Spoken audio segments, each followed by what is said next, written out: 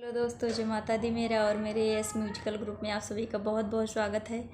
तो एक मैं बहुत ही प्यारा गीत लेके आई हूँ। जैसा होगा आप लोग कमेंट में ज़रूर बताइएगा और पसंद आए तो लाइक और सब्सक्राइब करना और शेयर भी करना।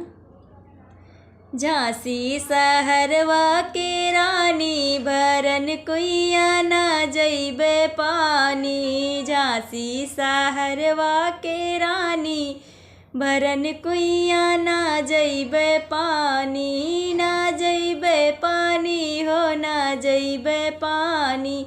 ना जइबे पानी हो ना जइबे पानी। झांसी सहरवा के रानी भरन कुइया ना जइबे पानी। चाहे ससुर जी आप भरी लाओ, चाहे ससुर जी आप भरी लाओ। चाहे भरी लामै ससुरानी भरन कुइया ना जइबे पानी। चाहे भरी लामै ससुरानी भरन कुइया ना जइबे पानी। झांसी सहरवा के रानी भरन कुइया ना जइबे पानी।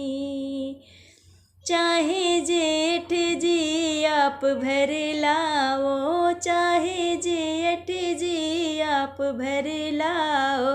चाहे भर लामै जेठानी भरन कुइया ना जइबे पानी।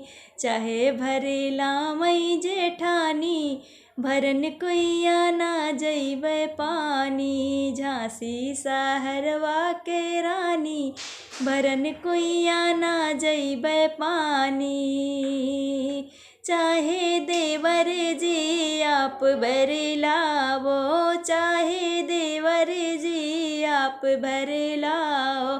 चाहे भर लामै दौरानी भरन कुइया ना जइबे पानी।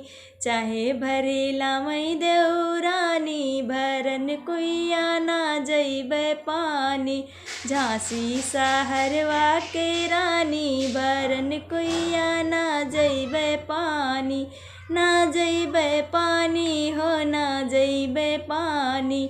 झांसी सहरवा के रानी भरन कुइया ना जइबे पानी।